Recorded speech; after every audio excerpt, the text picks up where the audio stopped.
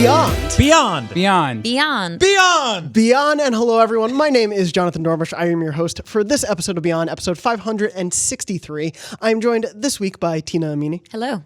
Brian Altano, What's up? and Alex Osborne. Hey. A face you may not recognize, but a name you should if you read IGN. Alex has been a freelance writer for us. How long have you been writing for IGN? A little over 3.5 years. That's a long time. And now you're not just here as a writer of ours. You are officially part of the IGN team. You are our homepage editor. So if you were wondering what's going on the homepage, that's all Alex's fault. You can always blame him for why the story you love isn't number one on the page. But if you want it to be number one, keep clicking on it and Alex will put it there. Is that the trick? You just keep refreshing it? You keep refreshing. Mm-hmm. I didn't know we had that power. Yeah, so Alex, Alex. tell us a little bit about yourself. Where are you coming from? So I'm coming from LA. I was in LA for a year, moved out here after being on the East Coast. So I'm actually from Rhode Island originally. Oh, cool. Nice. Yeah. And so people get a sense of the games you love, the entertainment you love. I know you're a big anime fan. Yep. So in what do you addition to seeing my name for news and stuff, the past few years I've been doing a lot of anime reviews, My Hero Academia reviews, some movie reviews. And so anime is kind of my bread and butter right now. It's kind of like an RPG without all the grinding. So I really like that.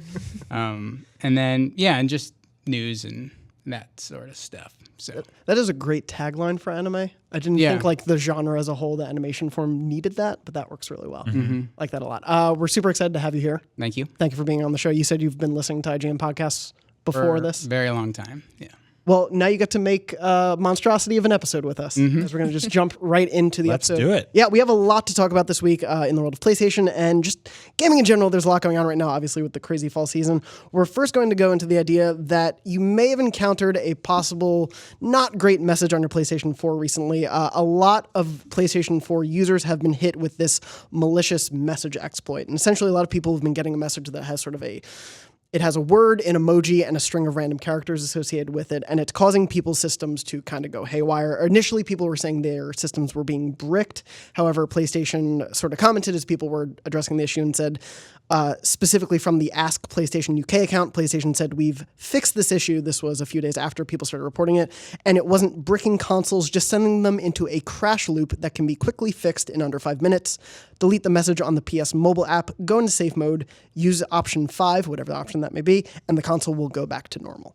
What is safe mode? There's a safe mode on PS4? Yeah, so there's This is the real news. I had no idea that was a thing. Yeah, I mean, there are a lot of settings. So, like, as first, a general thing, which I forget to do a lot, is like take the precautions that your system gives you when you first get it. It's like an easy thing to ignore. I haven't put two-factor authentication on half my accounts until like a year in. Right. But it's always like Better be on all your IGN accounts. they are. I promise. Let me go check that real quick. It's like, obviously, this seems to be a pretty consistent thing that happens in the holiday seasons. We see a lot of hacks to like PSN and all these things, but this is a message exploit. Just getting the message and having it appear in your system, it causes this crazy crash loop. Yep. And Which is better than it bricking the system, but just as terrifying for people who have no idea what that Yeah, actually was. it's slightly better than the worst thing that could happen to your system. slightly better. But still not the best. Hey, it's recoverable and you don't have to send it in, so that's pretty That's cool. much better. Yeah. Yeah. That gives me like nightmares of the old Xbox 360 days of them mailing you that coffin. Oh, for the and you red having ring? to send for the red Yeah. ring. Those were dark times. It's a pretty crazy thing, and luckily PlayStation has mentioned, as we said in the comment, that they are working on a fix for it. They are looking into, I think, a software update as well to officially get rid of this bug because it may be hitting people. But obviously, if you haven't gotten this message yet, just in case, make sure all of your privacy settings are correct. Make sure only friends or even no one, don't let anyone talk to you. Only your friends can send you messages. It is Maybe the hacker is your friend. Yeah. Oh, no. Maybe it's you. The hack was coming from inside us all along. It is that weird thing of, I feel like as our systems continue to be more online, more interconnected with each other, like this can be more and more of a problem. It's really important to take those precautions. Do you guys think we'll see more from Sony in the future to protect your systems, especially with like PS5 and these name changes, which we'll get into a bit, and all the ways that PSN is changing? Yeah. What would you hope to see from them, if anything specific? Well, I mean, it's interesting because this was sort of a very simple hack, if you can even call it that. And so it's hard to predict like when someone can come up with an exploit that's as simple and destructive as this. So I imagine it's going to be a kind of work in progress. I don't know if I have like expectations for safeguards against that like, right out of the bat. I mean, historically, a company even saying, we're going through extra lengths to make sure that is almost seen as a challenge to hackers. I remember like with the notoriously the Dreamcast, they were like, oh, hackers would never hack it, and they hacked it on the first day. So people will find a way no matter what, but I'm glad that cat and mouse game keeps going because it means that ultimately things keep getting safer. But I think with so much infrastructure being built, as we'll talk about with the name change thing, on old ideas that Sony had, sometimes a decade ago, we probably won't see a lot of this stuff change until the next PlayStation comes out. For now, we're probably stuck with whatever infrastructure's there, which is kind of scary. Yeah, And just like workaround fixes. Yeah. It's one of those things where before every Christmas, like I remind myself, make sure just all your accounts are put on private or they're secure because people really tend to hit around the holidays when people are getting new systems. So cruel. Yeah, it sucks for the kids just opening their PS4 and here's all the things that are going to go wrong with it. Interestingly, as we're recording right now, PSN is also dealing with some outages sort of across all of the services, whether it's related to this hack or them trying to fix it and put stuff sort of in the back end to fix it. They haven't said, but they're working on it. And just right before we came in, things were updating and back online and being secure. So it's nice to see them addressing whatever problem that may be, but also these problems so quickly and so readily when we saw a lot of users on Reddit, especially pointing to these problems. Right. Or you look at last gen where PSN was down for, what felt like months at a time. I think it was weeks or maybe days. There was that great PSN outage. Yeah. There was a while where we had an article on IGN that said, is PSN down? And it just said, yes. I think we have that as a wiki page now for both Xbox Live and PSN. Oh, that's Just awesome. Are these systems online? Yes, they are. It's okay. But immediately you'll always see our traffic spike whenever there's an issue. It's very weird. Yeah. Thankfully, PlayStation looks to be resolving this issue. It's nice that they've jumped on it so quickly, and I think it's a sign that they're going to continue.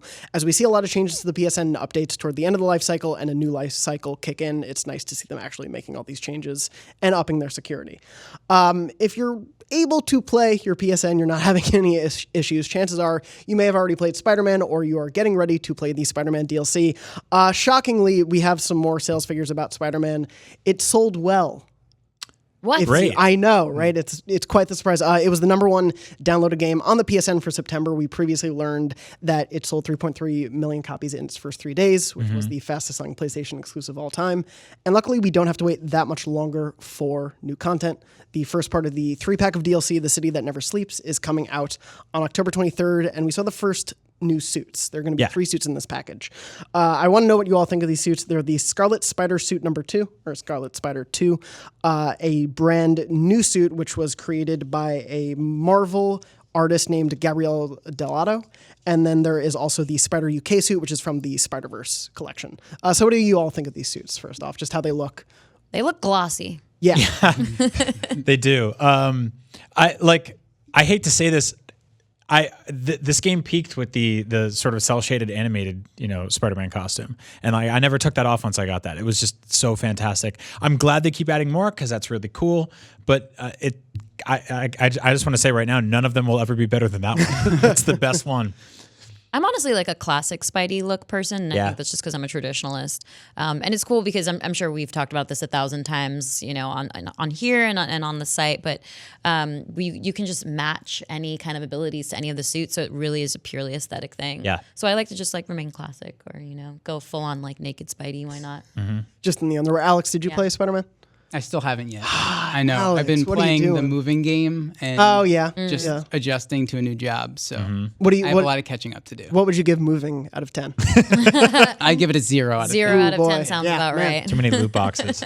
We'll look forward to the DLC on that one. But in addition to the 3 suits, the Spider-Man The Heist DLC, it opens with an art museum robbery that mixes up Spider-Man and Mary Jane with Black Cat. The DLC will include new story missions, crimes, challenges, trophies, thank God, and a new enemy faction. There was also a little bit of discrepancy with whether New Game Plus was coming out the day you're listening to this episode, October 17th, if you're listening the day this comes out. Originally in the European version of the PlayStation blog, it said New Game Plus was coming out October 17th. That has since been removed, and Insomniac is just saying coming soon. Interesting. Yeah, I wonder why. If the initial plan was for tomorrow, and then maybe it changed, and they just never updated the post. Right. But I guess we'll find out. Actually, I like the way the game handled end gamey stuff Yes. as is, because it did give you a sort of nudge to go back into the world and collect stuff, which I liked. I thought it was ended up At your doing own that. pace, yeah. At your own which pace. felt Yeah. good. Yeah. It gave you that warning before the last mission that was like, this is it, no turning back. And then you finish the game, you go back and there's stuff to do. So I love that. If the New Game Plus details are true that were originally in the European blog, it said it will include a New Game Plus, which has ultimate difficulty level, so a brand new, harder difficulty. That rules. It will also have... it'll have all the story and activities that you're used to in the open world again. You'll have all your unlocked suits, skills, gadgets, mods, and benchmarks from the beginning. You'll also be able to unlock those final items while cleaning up your trophy list. It'll add 2 new trophies, one for finishing on ultimate difficulty, and another for finishing a New Game Plus run. So I won't spoil anything, but there's a sort of like narrative parameter that changes about 70% of that game that makes the world harder. You guys know what I'm talking about, right? Yeah. But there's really no way to revisit that in any way. It'd be cool if there was like a toggle for that to kind of flip that back on. Yeah. Trying not to be No, spoiled. I totally get it. There were a couple late game things that I wish you could do. Like, I obviously understand there are limitations, but I wish you could maybe limit... you could change the time of day, but not the weather necessarily. Yes. And I realized probably some of the weather patterns were tied to different times of day. Yeah. But I wish you could kind of alternate those as well. Yeah, because you can change those post game or at least the time of day, but not weather. So did we not get full month sales on Spider-Man yet? So not yet. MPD for September hasn't come out yet as of when we're recording.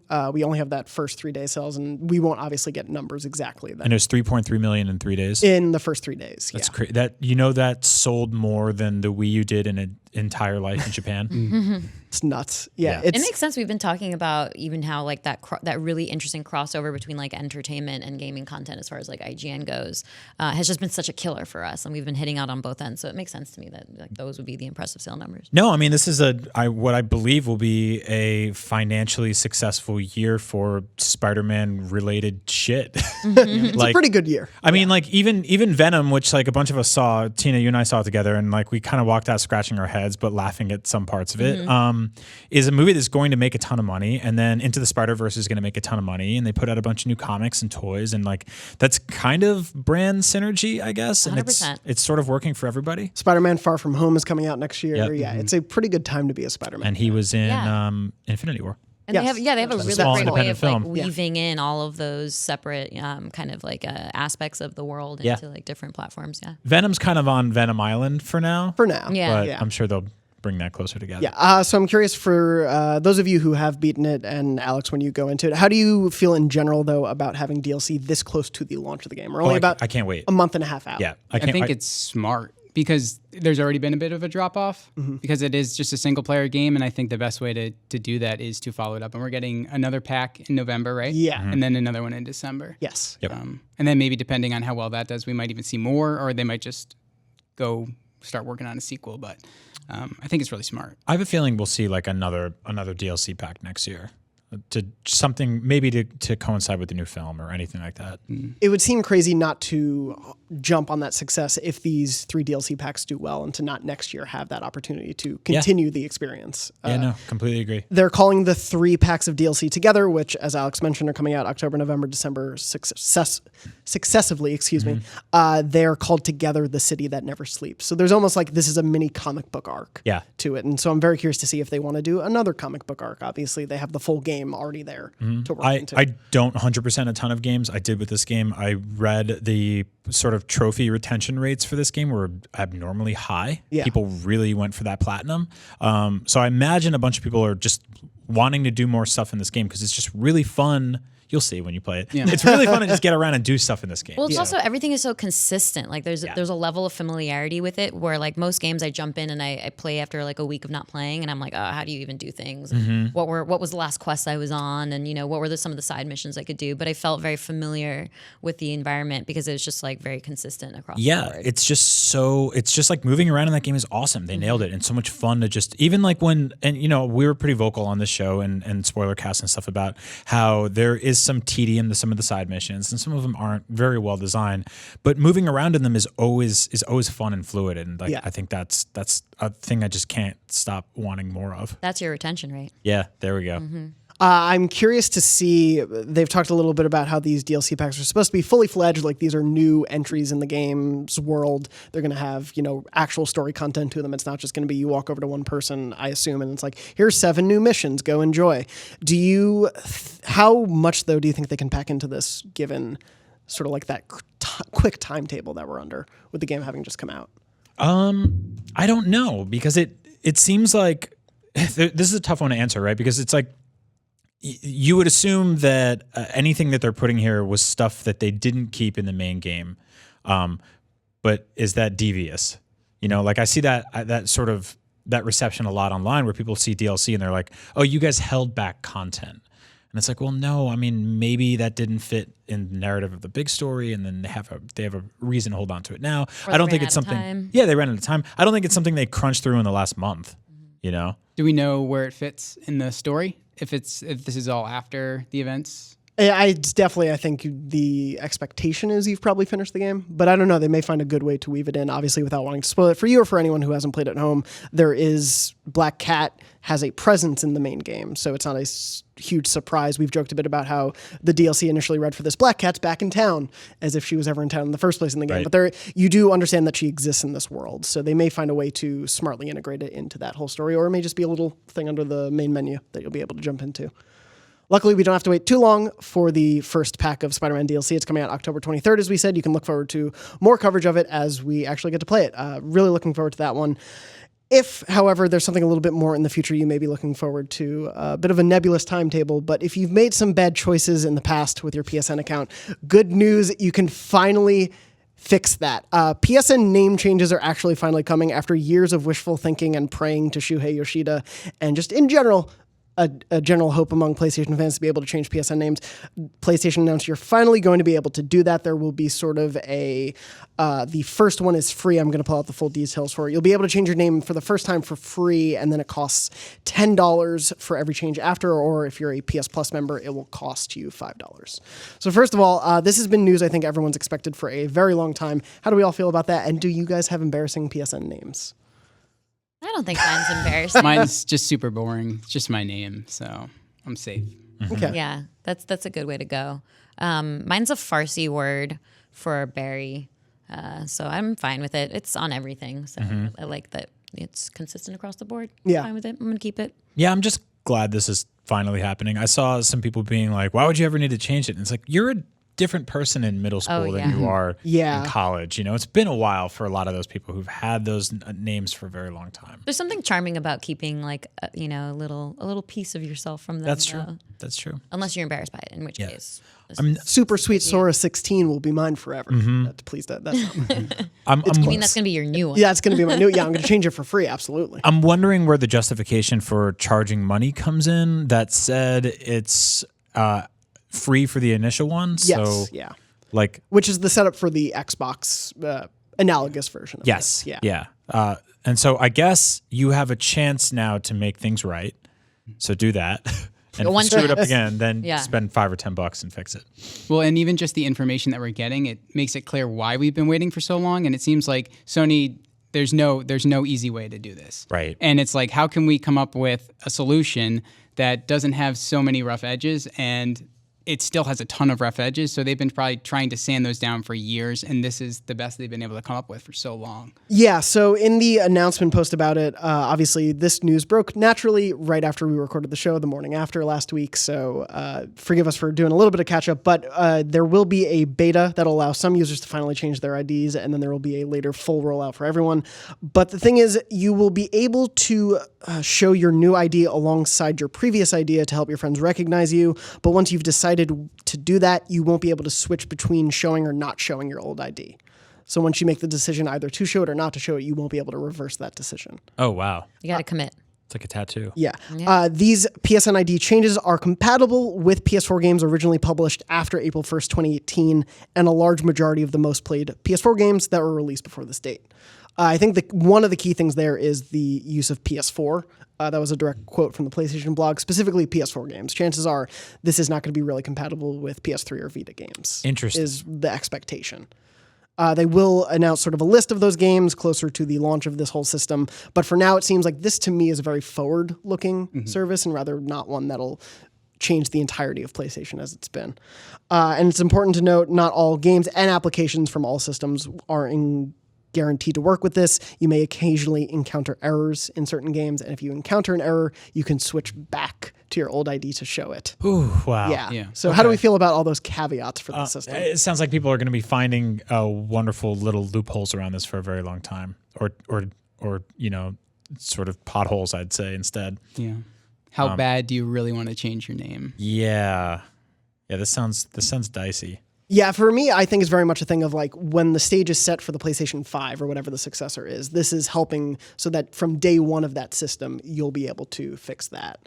But how do we feel in general? I'm curious what you all think. We're seeing a lot of these PlayStation Network and just PlayStation changes in general with this, with PlayStation now letting you download PS2 and PS4 games offline. We're seeing them doing a beta for crossplay after keeping that stance for so long of we're not going to do this. How do we feel about all these changes coming so late in a console's life cycle? I think it kind of speaks to Sony's strengths and Sony's weaknesses. Sony's always been known as hardware first. They're a hardware manufacturer, where Microsoft with Windows, that's their strength. So they had that groundwork laid early on with Xbox Live when all that was launched. Right. And Sony's been sort of doing patchwork stuff ever since PSN with PS3. So a lot of it I think is just sort of patching those mistakes and trying to cover up and fix what needs to be fixed. And hopefully a lot of those old things from PS3 and those issues will no longer be an issue because all of those games are so old and sort of those old infrastructures will be phased out. But it'll be interesting. I'm just curious to see, how much of an overhaul we will see with PlayStation 5 and whatever their new operating system and network looks like. I was going to say, this feels like they're starting to workshop stuff for PlayStation 5. Like they're course correcting mistakes they've been making for a long time, of which there are several. But I think that this is them sort of saying like, hey, let's try this out. Let's right now, if people are downloading games through PS Now in great numbers, that might be something they really look into for PlayStation 5. If they find there's not a lot of like excitement around that, then maybe it's not a feature they'll like actually look for. So we're ramping up to the tail end of a console generation. Slowly but surely, and we are getting new console reveals. Probably, I would say, next year at E3 we'll hear something, and that's if not at like specific events, because Sony had their own dedicated PlayStation reveal event, and I think we're seeing a lot of that stuff outside of E3, and then a game focus. So it could be as early as like pre-June next year. Oh man, who knows? Because Sony really sprung it on us with PS4. I think PS4 was like a February announcement. So they did that New York event in February. That's right. Yeah. Or I remember that event. Given the publishing cycle of the show, they'll probably announce it tomorrow morning after we've recorded. Because that feels like just our luck. Oh yeah. But so you can look forward to that news 6 days after. Yes. Thank you all so much for joining me for the first half of the show. We're going to take a very quick break, but we will be right back. Beyond and hello everyone. My name is Jonathan Dorbush, and I am joined here with the wonderful Bear Courtney. Beyond. For another Beyond conversation. He loves it so much. We're here to talk about the fact that PSN name changes are finally happening and what we think that means for PlayStation going forward, especially as we know they're finally admitting they're working on the PlayStation 4 successor, the PS5, or whatever it may be called. Whatever that is. Yeah. So the first big thing I think to note is the context of these name changes. The name changes are happening shortly after PlayStation announced they're finally allowing crossplay. They started with Fortnite, and that they're beta testing that and seeing how that works and may adapt that to other games. That was obviously a really big policy change that we haven't seen from them up until this point in the generation. Yeah. That was very cool to see, I thought. Yeah, they're being very fluid recently, and it's weird because of like all of these kind of cool announcements, and we'll see how they play out later, happen on just random release, like a random Wednesday or whatever, and not like a big announcement thing. But always after we record episodes of Beyond, so thank you for that, PlayStation. But we're also seeing this in the context of, I think, a thing that we don't necessarily use as much, but a large PlayStation audience does, of PS Now, and being able to download PS4 and PS2 games to play them offline with a PS Now subscription. That is a really huge thing for that service and for streaming games on PlayStation. Because they're trying to kind of get closer to Xbox Game Pass and all that stuff, so they're trying to adjust little things here and there. Yeah, so we're seeing all of these changes sort of happen in the last year. They're not having PSX, so they're able to sort of like modulate these announcements as they go.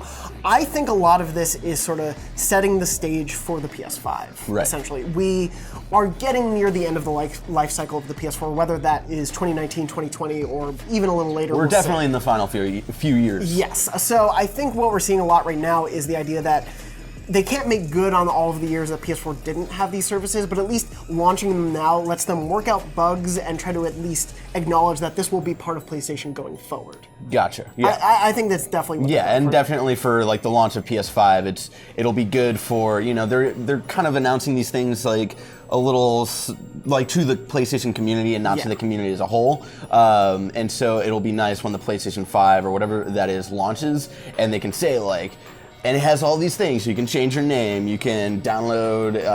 You can use PS Now and download games, and you can also have crossplay and all that stuff. I think it definitely them wanting to structure this stuff so it's there from the start of the PS5. My question is though, we're seeing a lot of caveats with the PSN name changes, with the beta test for crossplay not being accessible for all games. The PSN name changes may not work with all the games too, and there may be issues. And obviously stuff like PS Now is the first step in a service that's been available for a few years.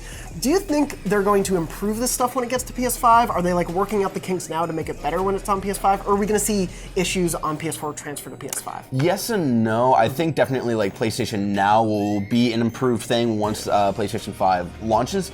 I think the like sort of being able to download PS4 and PS2 games is the first step to downloading all games like PS3. And I think once we get to the PS5, I think that might be their main sort of entryway of doing backwards compatibility. Yeah. But when it comes to name changes and crossplay, that's where it gets a little hairier because of crossplay. Like those two things kind of feed into each other, and I don't think name changes is really going to be improved a whole bunch at like what they've announced and like how they're like all these little systems that you have to go through to change it, and some permanent stuff that might be affected and all this weird little stuff. I don't know if any of that's really going to be improved. And they also talk about bugs of certain games that might not work with all these name changes.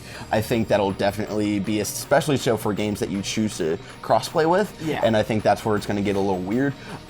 So I don't know how and if they're actually going to improve those two systems, but I think I'm more hopeful on PS Now than I am name changes and crossplay. Yeah. There's a lot of stuff obviously that we can't know on the back end technically about how this stuff works in detail, but obviously as these things are actually put into practice, we will find out a lot more, and we will make sure to tell you all about that. Obviously, if you want to know more about PlayStation right here on IGN, you can go to beyond.ign.com every Wednesday at 3 p.m. Pacific for new episodes of our weekly show, Beyond. And for everything else PlayStation, of course, you're already in the right place, IGN.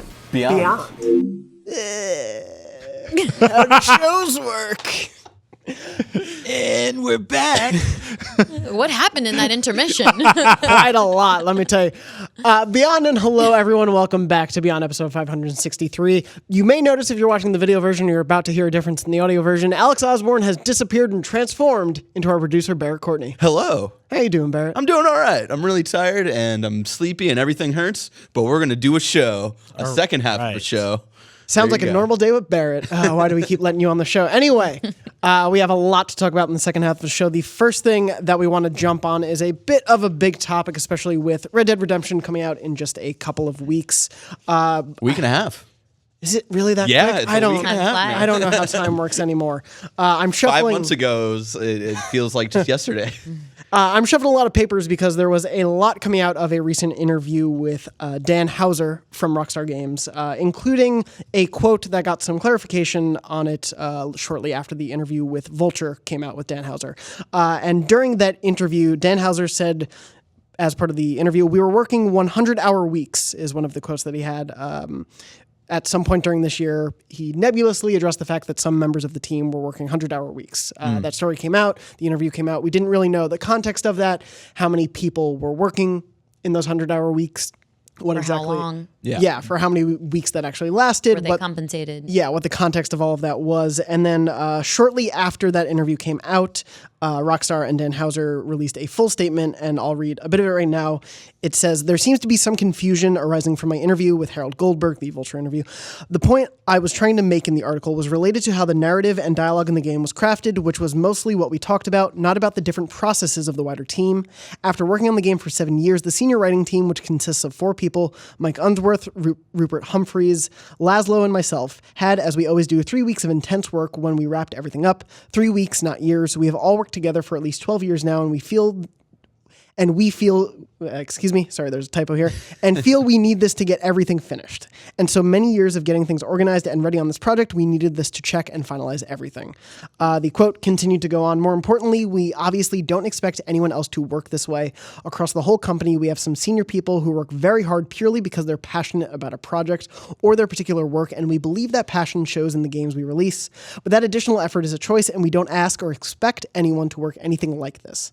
Lots of other senior people work in an entirely different way and are just as productive. I'm just not one of them. No one, senior or junior, is ever forced to work hard. I believe we go to great lengths to run a business that cares about its people and to make the company a great place for them to work. So a larger discussion kind of came out of this quote and the original interview about the nature of crunch in the industry, which the use of the term crunch, for those who may not know, is just a shorthand for the idea that toward the end of development on a lot of games, developers often have to work extremely long hours, weekends, a lot of overtime for things to get those games done by the time limits that have been set up by release dates and by companies and everything. And there's been a lot of talk about this year specifically with that and unionization. So, and this isn't just like a Rockstar thing. This is like a general like kind of industry discussion that's been going on. Well, this most notably spilled out from the Telltale layoffs and fallout that just happened recently. And like all the personal stories that came out after that. And exactly. So. And I think that once you sort of release those people from, you know, the infrastructure that they were kind of strapped to, they start to be a little more honest and they go like, hey, by the way, like that sucked. Yeah. Like we're proud of our work and we love the games, but people at Telltale were like, this was unreasonable.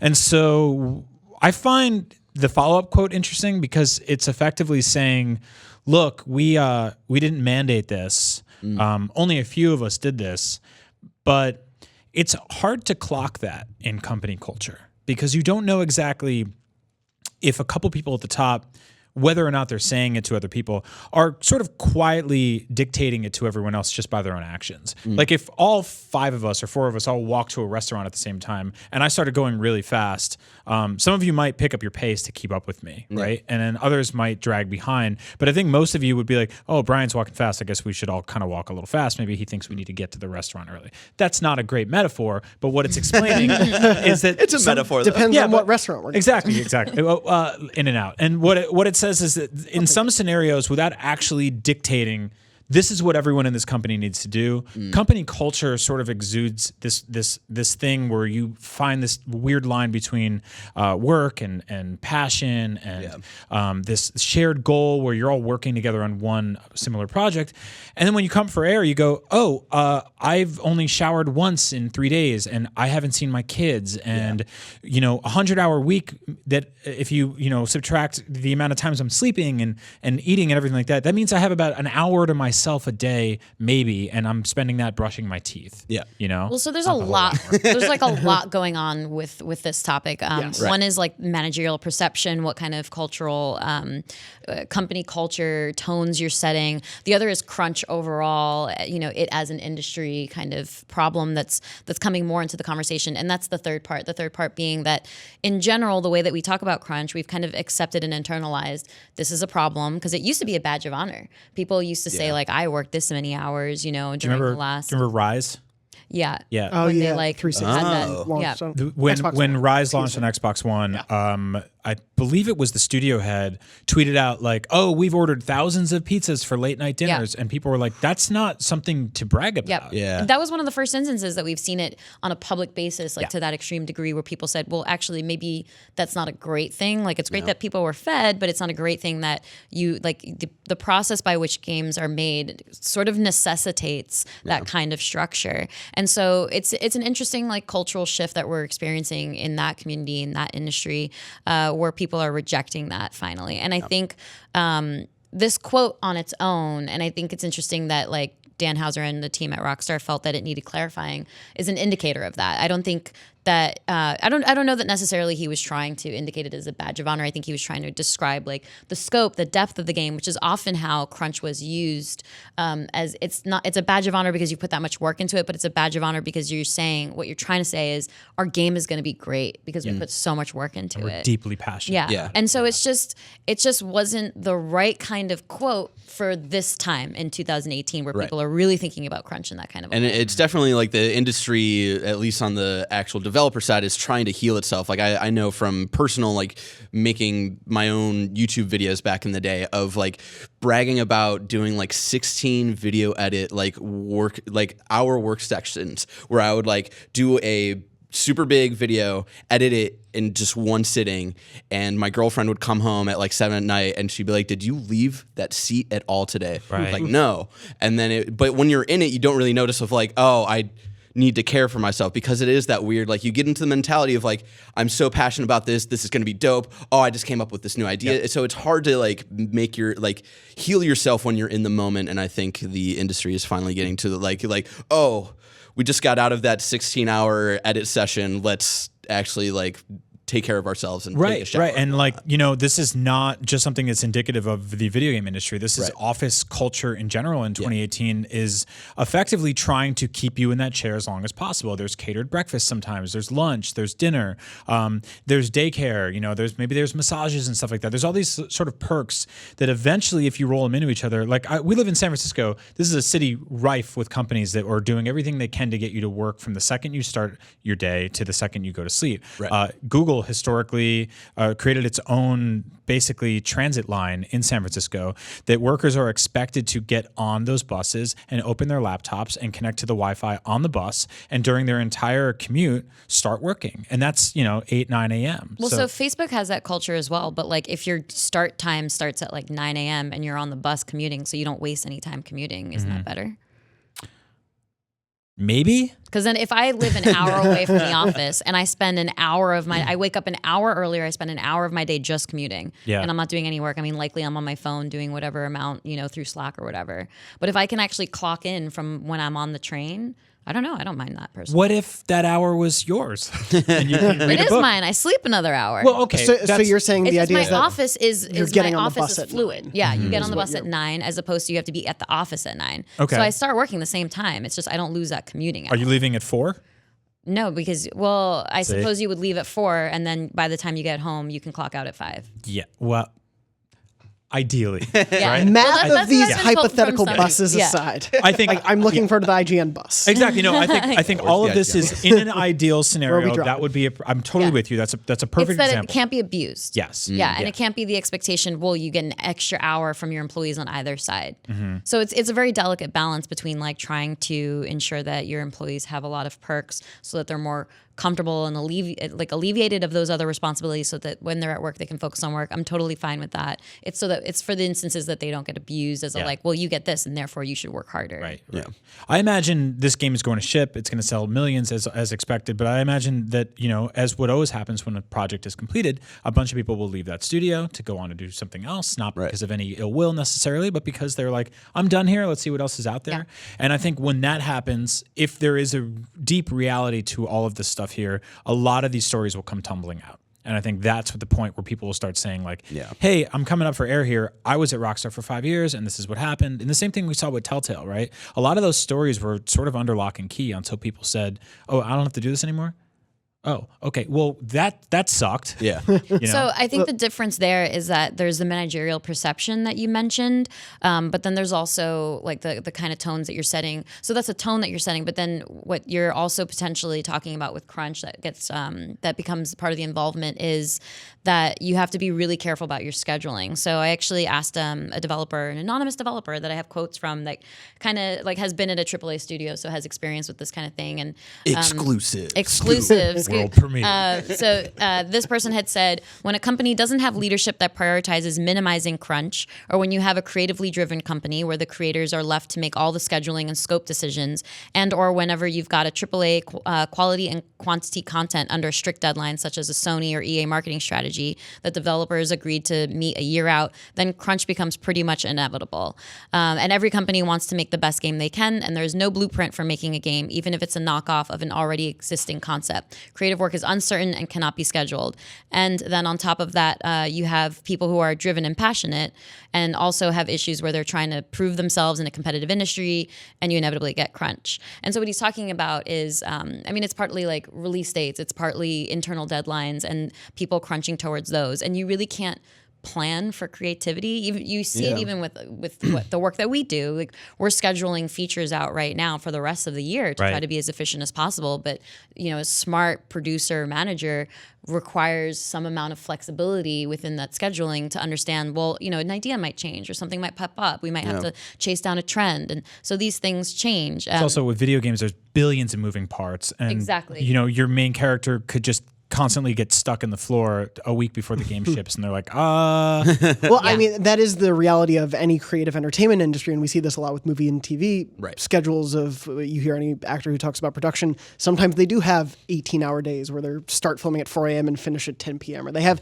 these crazy schedules and things, but I think a lot of what comes with this talk about crunch in the gaming industry is also those other entertainment industries also have a lot of unions and unionization and sort of these laws protecting the people working from at least the really, really negative impacts of this. Or if there is overtime, if there is something like crunch, that they're still taken care of and compensated in some sort of way. And there's that guarantee of it. Yes, yeah. Whereas like we don't know, maybe there were other people at Rockstar or obviously with Telltale. We don't know in every individual case when people are not and are being compensated fairly for that. Obviously you can tell based on the tenor of certain conversations when that is not happening. And when it is more, it feels like there's the pressure to do so. Which is why it's great that the communication is becoming a little bit more fluid and it's becoming accepted that, this is a situation that we have to actually solve and we can't use as a badge of honor anymore. I totally agree. And the unionization thing is a really interesting angle because it is something that's being talked about more and more in video games. And we don't really have that. And if you've been listening to shows like this for a very long time, you've probably heard stories of like that, that reckoning that we had during the PS3 era where the entire effectively middle shelf of the video game industry collapsed. The THQs and all of that just disappeared. And but hey, THQ Nordic is bringing it all back. They're all coming back. But there was a while there where we were reporting layoff stories every other day at IGN constantly. And it was like a really depressing time. And the cool thing is that, in lieu of unionization, the video game industry is very adaptive and they're very sort of like protective of their own. And every time I see someone I saw even with the Telltale thing, a bunch of those people got snatched up immediately. Some of them were snatched up to work on the DLC on SpiderMan that we were talking about. That's good to see in lieu of a system that protects them, but it's not enough. Yeah, we've seen this year in particular, it feels like at least since that era that you were mentioning, Brian, it does feel like there have been a lot of more studio closures or a lot of issues where we're seeing just en masse layoffs of people having to leave studios. And if there is any upside to seeing those things, it is seeing that positive reaction that the gaming industry has come together in lieu of laws to be able to help each other, sort of like by the group. One of the questions I have for all of you, though, is especially on the consumer side of things, obviously people who want to buy Red Dead or games made by Telltale people in the future or other, what can they do and what responsibility, if any, do you think they have to help counteract these issues that persist in the industry? I've been battling that, like personally, because like this is the biggest game we're covering all year here at IGN. Obviously, it's the one that tracks the most. We you and I have seen like very very private previews of this game, and it's like it's mind-blowing. It's amazing. I can't wait to play it. This stings. Like this feels icky. I don't know the best word for it. We don't know the scope of it though. Like I know, I know, because you make the point of like once this project is like over and done and they're clean, if there are stories that come out about it later, maybe it's just maybe we play it now, but maybe we don't support them for Red Dead Online or like stuff like that. I don't know. It is a weird situation of like it's between a rock and a hard place of like I don't know what to do and how to help this. Hundreds of people worked on this product for years, very, very hard. And some of them maybe worked 100-hour weeks and others didn't. And do I send a message and don't buy the game and punish them for working on it? Because it's the same thing with like the alleged David Cate stuff that was like going on in their offices. And there are a lot of people who are asking like, do I support Detroit Become Human? Because like the people who like still had a bad time, possibly had a bad time in that studio, like they still put a lot of passion into it, or do I not buy it to send a message to that kind of weird office stuff that they had going on? It's a weird thing. It's not cut and clear and black and white as we want it to be. I know our wikis and guides team will probably work 100-hour week covering Red Dead Redemption. Like that's just a weird reality of all this, is that this is the time of year where all of us are like up earlier and home later with our laptops open thinking about stuff. I work nights and weekends. Does that make you guys feel weird?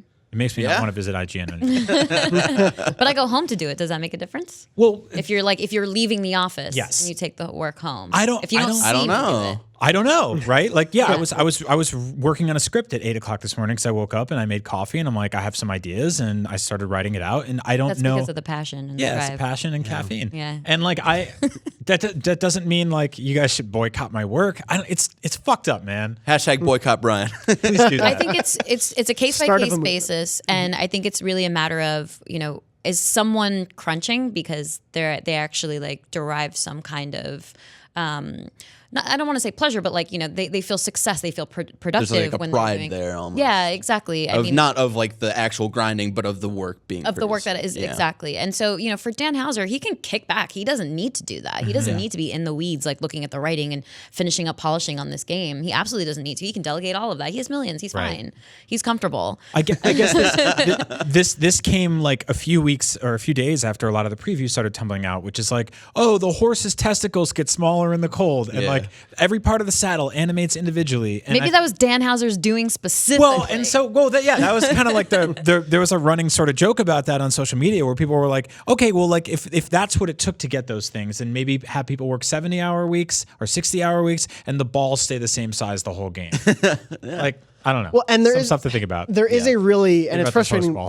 There is so much gray area when it comes to not just whether or not this happened with Rockstar, but just endemic with the industry itself. Of, as you were mentioning, Tina, the idea that people do work extra hours because they're passionate about a thing, and then versus where a specific corporate culture can make them feel pressure to work. Or worse, a mandate. Yes, which exactly. I think is like a very antiquated thing, hopefully, for the most part. And that's why like the cultural shift towards that conversation is important. But to your point, I have another quote.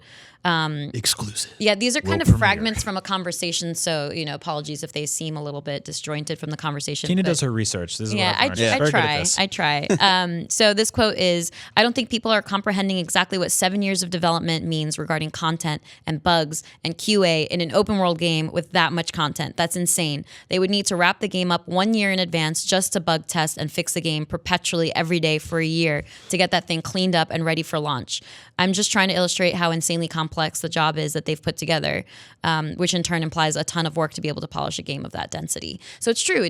We've seen the game in action. I think it was about a month ago, and it is very dense, and there are a lot of details, and there are a lot of instances in which like something can break and kind of like ruin the experience. And so it does require that level of attention. And so what that means is that up to a year before launch, you need to prepare for that. So you need to like not set a release date prematurely. I mean, most release dates that we see seem like every day they get delayed. And so it's just, that's one of the things towards pushing towards an industry that is grappling better with crunch, because it's too much of a necessity. It was too much of a necessity. It still continues to be.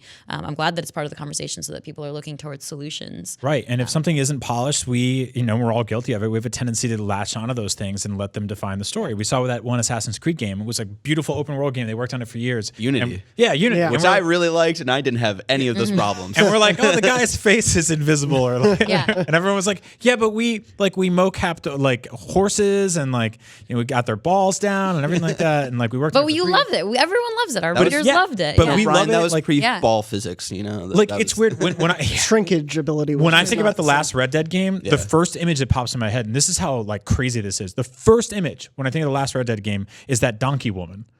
You guys remember that? There was a glitch in the last Red Dead game where there was a woman. She was half-half. She has like a woman walking around town with a donkey face. What? And I was like, that was amazing. That's like they made this whole like open a world charming game. bug, though. I know. A great bug. So, Never but heard of I this was before. debating this with another developer this morning, and I was talking about Mass Effect Andromeda. What if there was no crunch in that game, and then like by the end of it, the conversation had totally shifted to just that game looks like garbage. The animations are terrible. Right. It looks awful. And there was a lot of divisiveness in that.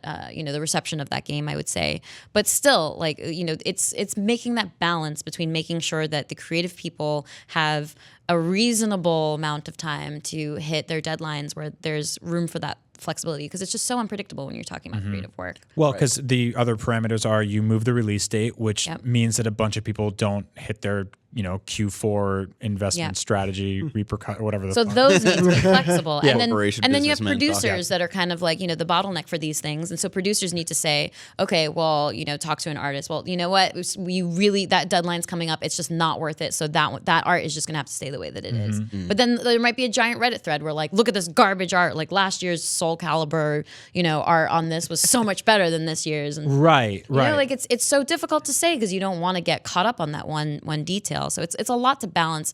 And I think ultimately what we're all trying to say is it's a very complex, nuanced conversation.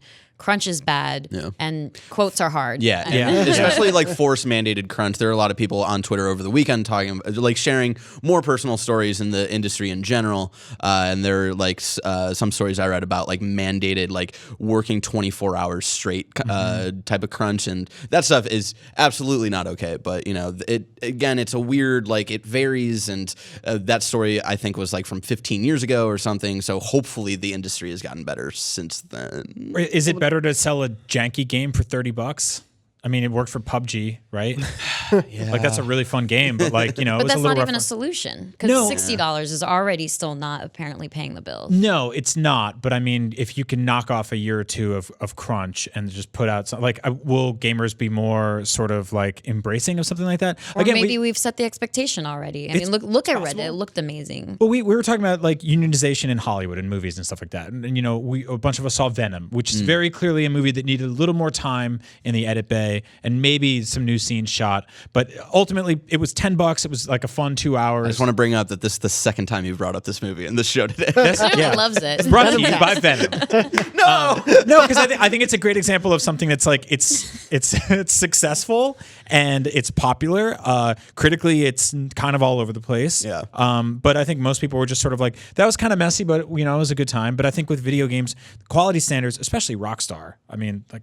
That's fucking through the roof. Yeah. Quality standards are really high there. So I think there's a level of expectation. So in the wider entertainment world, I also think like Marvel can kind of get away with some things. Like Venom is a title that can get away with being a little sloppy and still get a sequel. Other ones where it's an unfamiliar, IP character, whatever you want to call it, like would not maybe get that same chance. Yeah. So it's different pressures. It's just so nuanced, this conversation. Yeah, the problem is the conversation extends so far, and I think whether it's about these comments that are going on that people are debating or just other comments about other studio cultures we've heard about, on their side of things, obviously there needs to be a start to structures being put into place that protect the people who are working on these games. That's I think clear and evident to most people.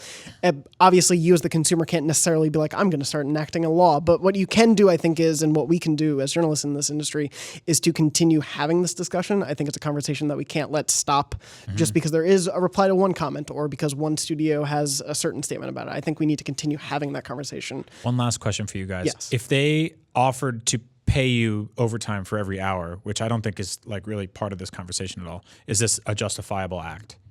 If you're opting in. If you're opting in. If you're opting in, Then it's cool. Yeah. So maybe that's an option. 100-hour work weeks, but you get paid. I mean, you have to sign on to the 100-hour work week. Right. So like in the editorial world, people have to work weekend shifts. Not everyone likes to do that. Some people do for whatever reason. I worked with someone whose wife is a midwife, and so she like has weird hours, hospital hours, and so like it works for him to work on the weekends. And he gets like he's opted into that. Like that's fine. Yeah. So it's different structures for different people. Yeah, totally agree. And I think, obviously, we're ahead of Red Dead Redemption 2's release. It hasn't come out yet. And Barrett, as you were saying, who knows what the conversations will be 5 years after this game releases. We'll have to see at some point. Moving on, though, we can talk about a game that is actually out. You can play it.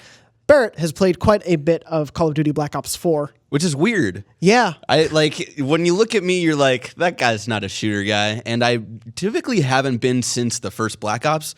And this is weirdly already, it just came out on Friday, and I've already put about 9 to 10 hours into this game for the first weekend of this game being out. That's crazy for me for a shooter. Like Fortnite was the first shooter that I got over 100 hours in since Black Ops 1. Like back in high school, one of my best friends like got me into, I think it was Modern Warfare, and then Black Ops came out, and we just went very like hard into that just because, I don't know, it was just like a weird high school like shooter, let's play this all the time kind of thing. And there was a lot of fun modes that Treyarch introduced in that first Black Ops.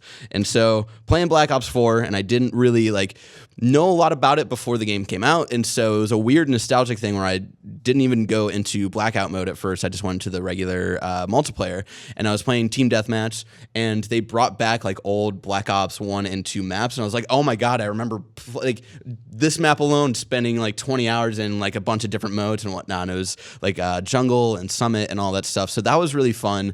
And so been having a lot of fun with that. There are like some people on the on my Twitter threads who like ever since what's the Ubisoft game where it's like the they've had a few games. 4v4 where it's like For Honor? no, not For Rainbow Honor, Six Siege. Rainbow Six Siege. Yeah. Where like a ever lot more since sense than For Honor. ever since that game came out, they're like Rayman Legends. yes. Starlink that's Battle two for Atlas. players. Ever since that game came out, like Call of Duty kind of feels like arcadey, like whereas that game is like more like intent, and you have to like think about every like action that you're doing. And I kind of like that Call of Duty still has this arcadey feel, especially because they've gotten rid of a lot of like the crazy movement from Black Ops 2 and Black Ops 3. So it feels a little more of like the older pace of Black Ops, and then still the arcadey stuff. And even though it is like a lot of like, all right, kill someone, die, respawn, kill someone, die, respawn, there was like a weird mentality in the middle of a game I had over the weekend where I was like, oh, I need to look at my mini map. Where are my teammates right now? They're blocking these areas. That means that like probably 2 people are behind me and like 3 other people are over here. And that weird mentality that I learned in Black Ops 1 like all came back, and I had like a crazy like 18-3 match. I think they just like shooters. I don't though. That's the weird thing. Like think I'm they're not like into shooters. it. Yeah, I think Yeah. that just describes the shooter experience. Yeah. It's so weird. Do you but think yeah. it sounds like you're talking a lot about the nostalgia of the maps brought you back Yes. and definitely hooked you, but like what about Black Ops 4 specifically right now do you think kept you playing? Because I feel like the nostalgia would keep you playing for an hour or so, but Yeah. obviously you played for 10 hours. Like Yeah. what made you want I think it's still the nostalgia that brought it back for me, and that's keeping me hooked for now. Like I'm going in and out of Blackout because I wasn't a huge PUBG player. I think I played once before this, and I was really into Fortnite, and so this is definitely a completely different pace from Fortnite, what I'm used to in a battle royale game. So I've gotten like 4 or 5 matches where I get like second place. I haven't gotten a win yet, and it's frustrating me a lot. So I like go back into multiplayer and do team deathmatch or a couple of the other modes. Wait, I have a very important question. What's up? Have you tried the emote trick on Blackout? I've heard about it, but I refuse to do it. Oh, come on. You don't want to see what it looks like? So you can like emote and it peeks you out around the corner and you don't get shot Yeah, out, so but you- basically when you emote, like the entire mode is in first person, but when you emote, it takes you into a third person view, so you get a like wider view, so you can look around a tree and whatnot to see like if enemies are peeking out and stuff. And I've seen people talk about it on Twitter. I was like, no, I refuse to do it. I refuse to cheat like that. We won't judge. So it's been like a interesting like figuring out Blackout, and like I've mainly only been playing solo, and I really like it, but it's definitely like I'm still trying to figure it out of like this kind of forced first person, way more kind of hardcore shooter game in a battle royale. I want to try to like play more like squads like stuff, get a couple people in there and have a little more fun, because that's how I did with Fortnite. Like figuring out that was like my friend was over and she's like, oh, let's play Fortnite, and I was like, I've never played, and we got together and we got a group together and we played for hours, and I was like, oh, I think after a couple hours, like I think I figured out this game where it's like just jumping into Blackout solo. I was like, I don't know what I'm doing. I played a ton of Fortnite on my paternity leave, which I was not expecting to do at all. I just connected with it and was, just put in like 100 or so hours. This really interests me because, first of all, if like you're watching the whole battle royale thing go down and you're not interested, be like me and just try it. It is incredibly tense. It is genuinely some of the like most just sort of terrifyingly tense, scary moments that you can have in a video game as the world gets smaller and there's just like you and three people left on a map. Blackout interests me because it's like it's taking away the perception you have all around you and just giving you tunnel vision of first person. And whereas in Fortnite, you can spin the camera around and be like, is anyone over there? Is anyone over there? Exactly. This is sort of a different scenario. So. And this one kind of stresses me out a little more because Call of Duty and just the gameplay aspect of it in general, it is a lot of like, oh, if that person sees me first, like I'm done. And kind of the frustrating thing I have with Blackout is like, if someone sees me and I don't see them, like I'm screwed. There's no fighting chance. Whereas like the thing I kind of like with Fortnite more is if someone else sees me, I have the chance to build, and there are other skills that I can adapt even if they see me first to kind of have a fighting chance there. Whereas this, you're kind of just screwed. But yeah, but that's not to say I don't like Blackout. I really like Blackout. I really like the multiplayer. The one mode I have not gotten into yet is zombies, and that's because I like to play zombies specifically with friends, and I have not found a good friend group. Because you don't. Yeah. I don't have any friends. Beat me to it. And so like just because again, last time I played Black Ops or Call of Duty, like seriously, was in high school when I had my core friends, and those people moved on and don't play video games anymore, like real adults. So yeah, Cowards. I want to try to find a couple of good people to play zombies with before I jump into that. Sucks you don't work with anyone that loves video games. I know. Yeah, not many people here play them. There's like 4 people reviewing Call of Duty alone. In this I know. office. Yeah, interestingly enough, if you haven't heard, obviously, and you're looking for Call of Duty Black Ops 4 content on IGN, we're doing a little bit of a different review sort of scheme with this game because these 3 modes are so sort of distinct from each other, and you may really want to be playing zombies but not care at all about Blackout, for example. We have 3 separate reviews going up for each of those, and then we will have one review encapsulating all of those. The first review, which was for zombies, was done by Dan Crowd from our AU team. Miranda Sanchez is doing the traditional multiplayer review, and then James Duggan will be doing the zombies review, and then Miranda will then be... The Blackout review. Excuse me, Blackout review. And then... Gotcha. Then we will be compiling everything, and Miranda will be doing sort of a full focus review. Gotcha. So yeah, taking a little bit of a different approach. Obviously, let us know how you feel about that as the reviews come out. Yeah, it's definitely an experiment. And I definitely think like if you don't think Blackout's for you, but you still like Call of Duty, I think you can still pick this up and still enjoy it and whatnot. So because you still have traditional multiplayer and some cool ass zombie stuff. And this has been known for a while, but there's no single player campaign in this game. Right. Yes. From the sales numbers we've gotten so far, it doesn't seem like that's impacting literally anybody. No. Which is just one of those things where we're like, how dare you take that away? And then ultimately, I guess people didn't want it. So it's a bummer. Yeah, it had, I think, the best digital download first days for this generation of Call of Duty games. So it's doing obviously pretty well there. We don't know physical results, but we'll probably have a better idea of how it's attribute it to Battle Royale. Yeah, oh yeah. It's hard to deny that. Barrett, obviously we know you've been playing quite a bit of Call of Duty. Tina and Brian, what have you guys been playing? So I'm actually still going through Spider-Man, but I've put it on hold for I'm playing Assassin's Creed, obviously. Okay. Yes. Same. Yeah, you're playing that one too. I'm still only a few hours in because I've been sick, and so I haven't been able to play too much. Like so sick where I can't even play a video game. Oh, that's, boy. that's Yeah, fun. Usually sick Yeah. is the keyword for I need to play games. Come give me a hug. No, but I'm shockingly into it. You're fine. I'm shockingly into it because I just like couldn't get through Origins. I played like 10 hours of that game, and I heard it opens up at 15, so I guess I kind of just missed it. Breaks my heart. Maybe I once, love that never. game so much. So, but that's the thing. I don't want to like trudge through so much just to experience it. And I really think it's just the nature of like my job, my lifestyle. It's just difficult for me to make the time for that kind of a thing where it takes that long before it opens up.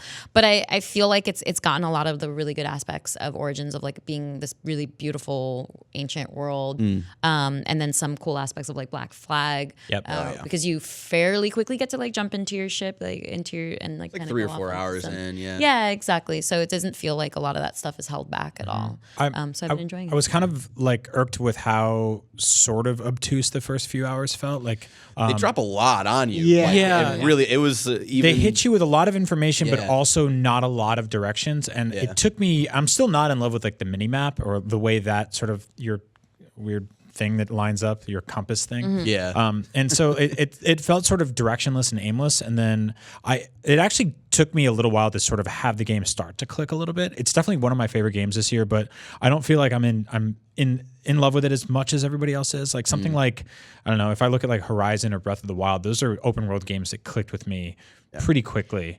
And this one takes a little while. Yeah. So Interesting, give because it some Breath of the time. Wild, like they kind of just throw you out into the world and you can kind of do your own thing. Whereas I actually felt more directed in Odyssey. I think that like Breath of the Wild is ultimately a much more minimalist game. And so you're like, I don't really know where to go, but there's not so many options for, This is Right. not a minimalist game. No, Yeah. not at all. This is that. Where it feels like there's no direction given, but Yeah. also here's a million different activities that you can do right now. Yeah, this is a Ubisoft ass open world game. Where yeah. there's just shit everywhere, and you're Yeah. like, where do I go? How do I get this? Like, what There do is, I but do? you can ignore all of it. You can. It's If you true. want, then which you is feel kind of bad. what I've been Yeah, doing. and a I lot don't of feel it- bad.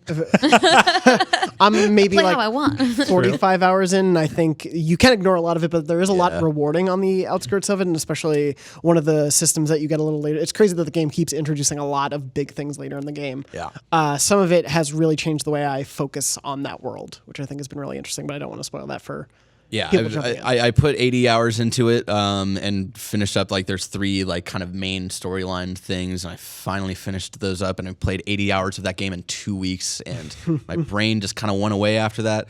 But yeah, I feel like I'm kind of on the same pace as you, Brian, where it's like, I really like it. It'll probably be one of my favorite games this year, but like I think there was like a lot of unnecessary bloat this time around. Yes. Where I think Origins, even though the storytelling with Origins, we talked about this a couple Beyonds ago, of like I think the story was weird at the beginning, but I think the game experience was a little more tighter. There wasn't a lot of as much unnecessary things to do. I appreciate how much you can horse everything in this game. Yeah. Because you can just really horse all over everything. Yeah. Like great. you can walk into town and somehow horse on top of a tent and just horse into the sea. my horse You can Okay, horse but, some enemies I too. dislike that everyone really dramatically overreacts. Like I'm just going about my business, and people are like, "Whoa!"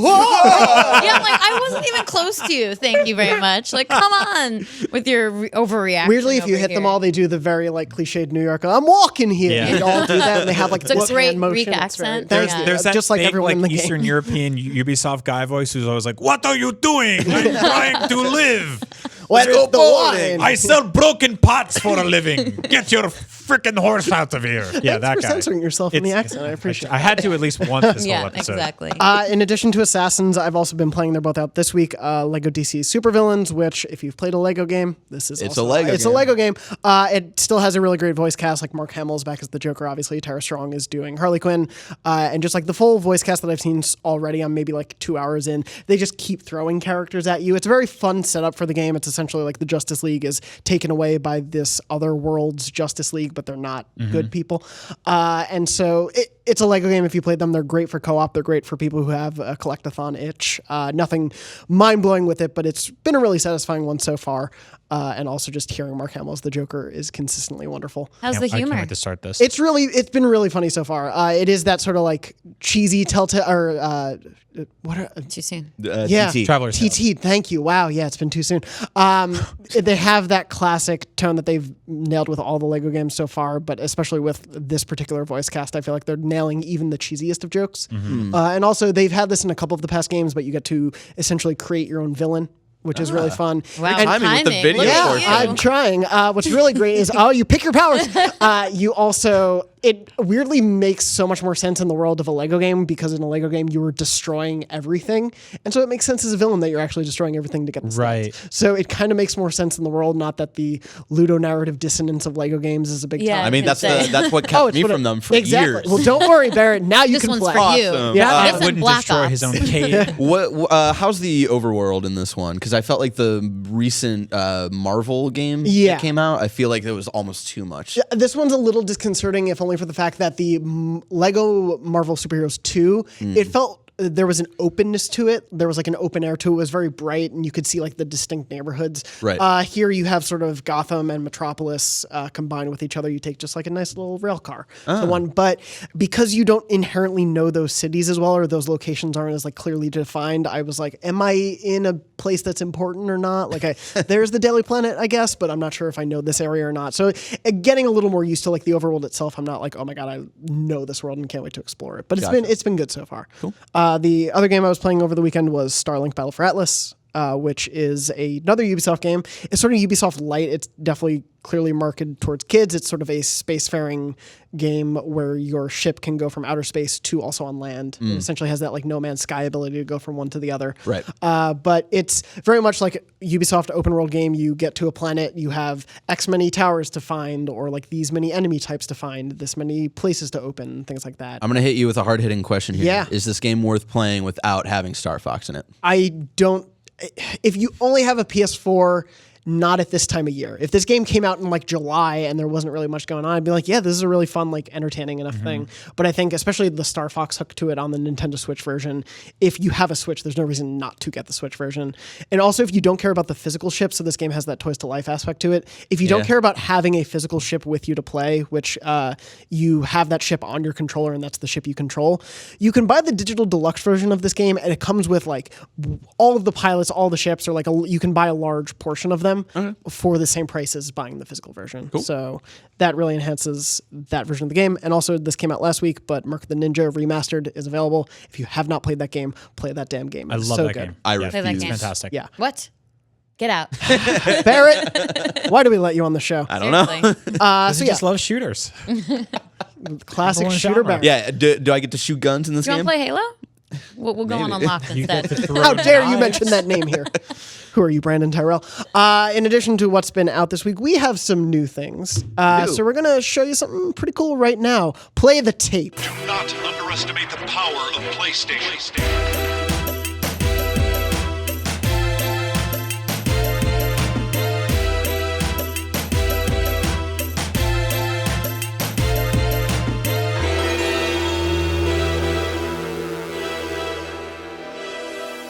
We have a new logo. Yeah. You may notice it in the background. If you're listening to the audio version of the show, that may have been a weird pause for you. You can't see anything new. But yeah, you can notice, obviously, we have on the monitors in the studio here. If you're listening to the audio version, please check it out. We have a new version of the Beyond logo. You'll be seeing it appearing with the show going forward. And we talked a lot about this behind the scenes of like, why do a logo change? Obviously, people know this logo with the show for a very long time. Right. And a lot of the discussion came from the idea that we don't want to dishonor the legacy of the show that's come before it, but I think that logo itself is also very synonymous with the legacy of the show. Yeah. Right. And we want to be able to have that logo and that legacy of the show exist together. Obviously, we're trying to do some new things, trying to experiment with the show a little bit, and we want the logo to reflect the new show itself. It's a sign of the times, you know. Like we officially introduced you as the official host last week, and now we're doing some logo changes and whatnot. And then next week we'll make Brian grow hair, and that Good luck. Show is really changing. But yeah, so we have a new look around here. Again, as we said last week with some of these changes, we're not trying to dramatically change the show that you know and love. We're not trying to completely reinvent It's the about wheel. Xbox now. Yes, yeah. It's about cereal. It's just a breakfast show now. I would not mind that. I would love Yeah, that. actually, that'd be I have great. a lot to say about cereal. Same here. We can do breakfast beyond breakfast. Ooh, I like Ooh. that. Ooh. I guess if you're listening to the audio version of the podcast, I guess you could just imagine a new logo. Yeah, just pretend it is whatever you want. Maybe it doesn't even say beyond. and we'll update It's like those coexist his- bumper stickers. But Yeah. It's actually just Bed Bath now. So when we're not podcasting on your favorite show, Bed Bath, Barrett, where can people find you? You can find me on Twitter at SadBoyBarrett. You sad boy. Tina, where can people find you? Tina Meany. And Brian, where can people find you? at Agent Bizzle. And I am at JM Dornbush. As always, a reminder, Beyond has changed our schedule a little bit, so if you're used to hearing the show on a certain day, Beyond is live every Wednesday at 3 p.m. Pacific at beyond.ign.com. That's when you can see new episodes. They're there for 24 hours before they're anywhere else. You can expect to find them on YouTube and everywhere else. Thursdays at 3 p.m. Pacific at youtube.com/IGNBeyond and whatever podcast services you're used to listening to. Yeah. But that has been Beyond, episode 563. Thank you all so much for joining me, and Beyond. Beyond. Beyond. Beyond.